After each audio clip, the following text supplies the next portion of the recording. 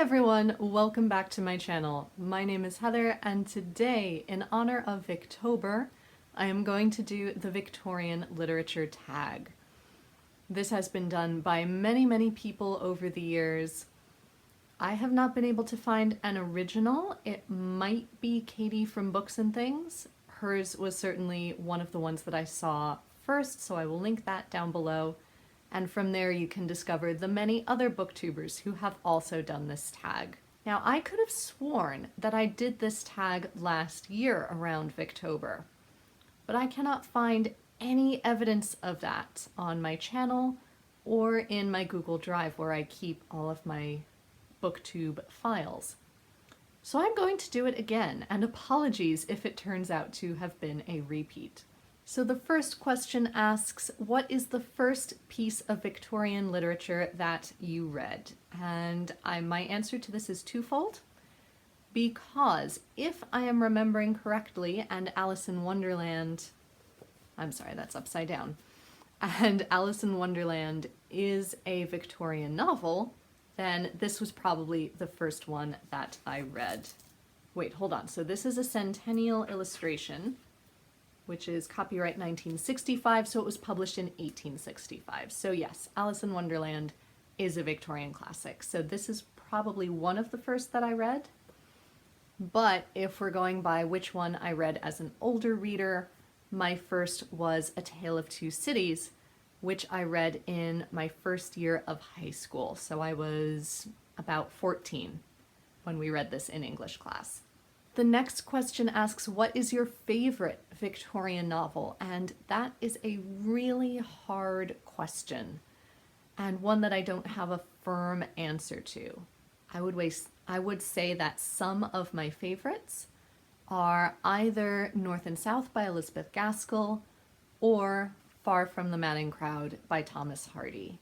Those are two that I am always thrilled to come back to. The next question of who is your favorite Victorian author is equally hard. I love Elizabeth Gaskell. I greatly enjoy Dickens. I am getting to enjoy Anthony Trollope, although I've only read one book of his so far, so I can't say for certain yet. And indeed, I love Thomas Hardy. I never expected to, but after an entire semester reading Thomas Hardy, I really do enjoy him.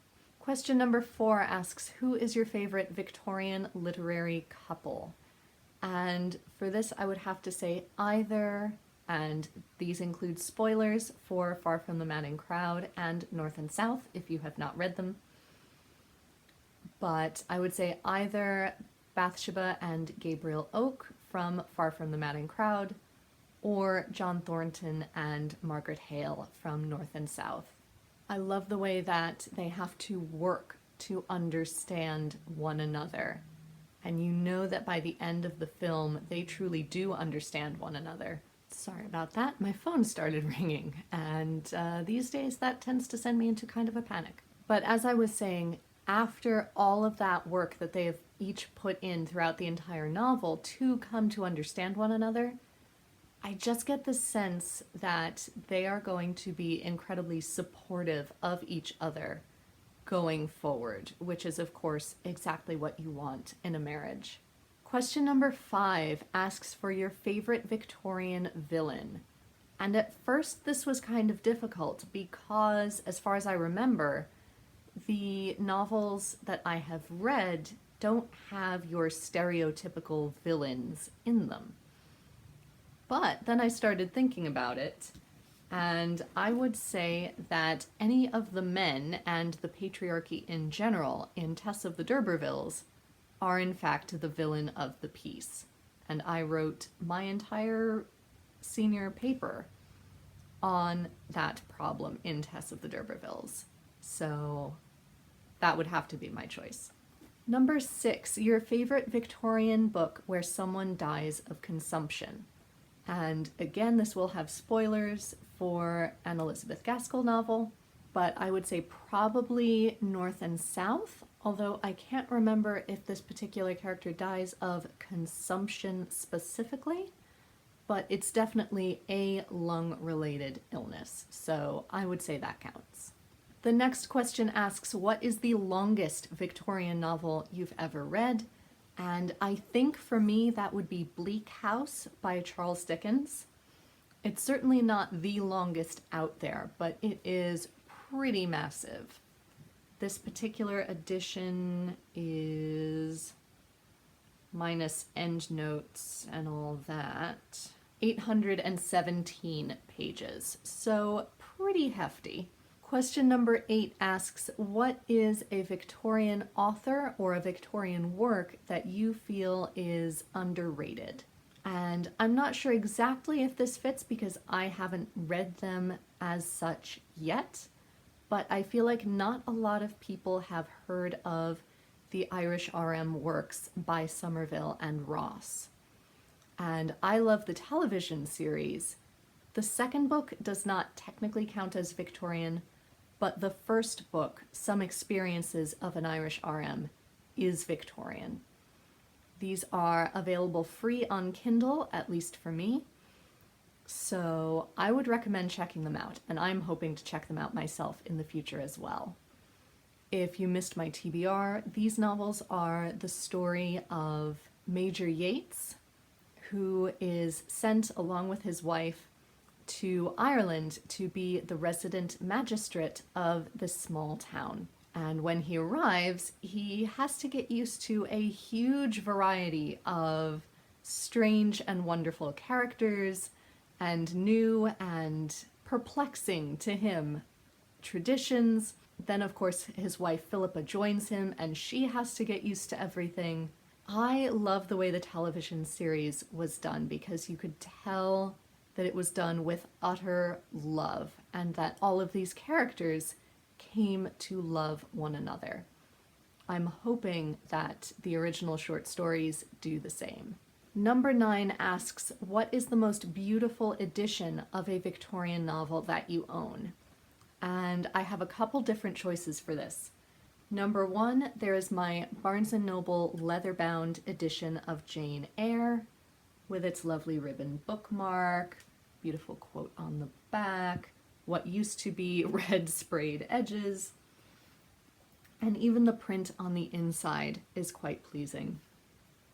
Oh, and those end papers! I forgot about the very Victorian looking marbled end papers.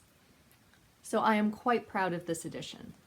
But if I'm not looking for something quite as hefty and occasionally garish, I would say anything vintage classic is beautiful. I love their editions of Anthony Trollope's works. This is the first in the Barsetshire series. Not all of them are available through Vintage Red Spine Classics, but the ones that are really beautiful. And then, of course, I can't forget this edition of Cranford by Elizabeth Gaskell with its Hugh Thompson illustrations that I found in a secondhand bookstore that are just beautiful. And this was published in New York in 1891, and it still has its beautiful Hugh Thompson illustrations. I love the Hugh Thompson illustrations of Jane Austen's work, so I was thrilled to find out that he had illustrated some of Gaskell's work as well.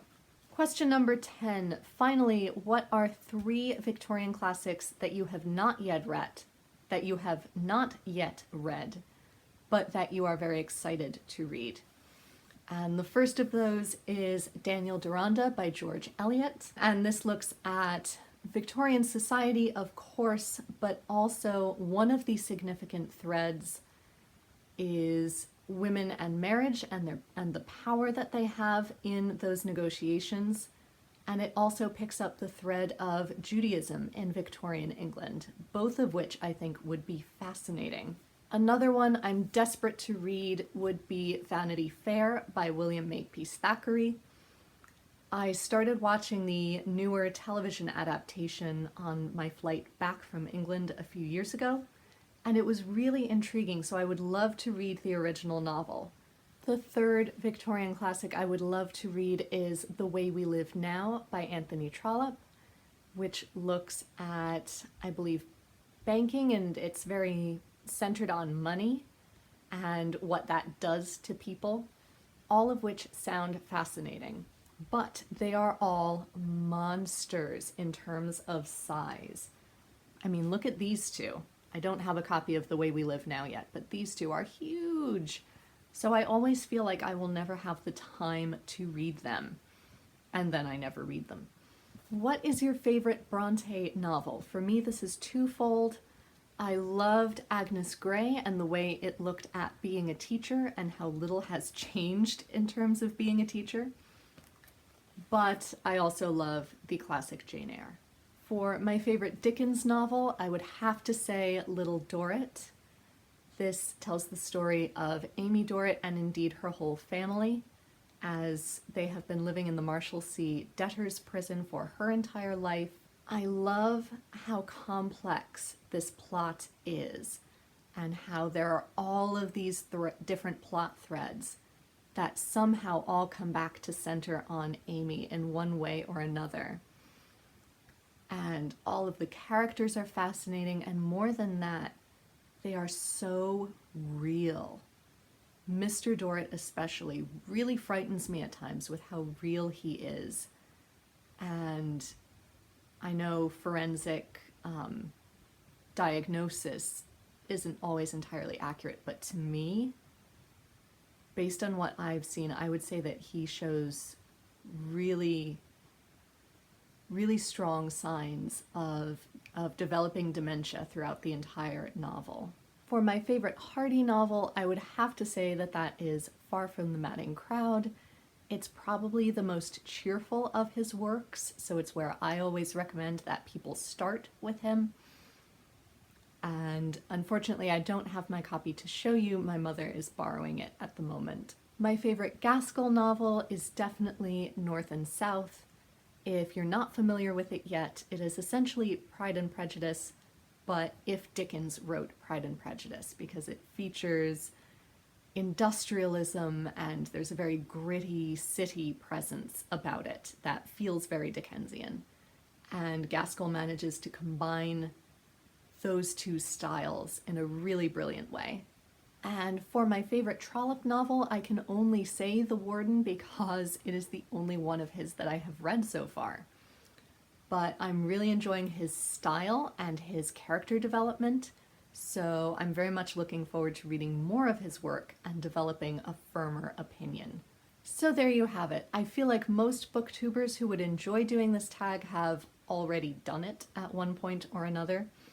But if you haven't, please consider yourself tagged and leave your videos in the comments down below so I can see them. And if you have any comments about any of the books that I've read, questions about any of the books that I've mentioned, or recommendations for authors or novels that I haven't read yet, please let me know in the comments down below. Until next time, be safe, be well, and happy reading. Bye everyone.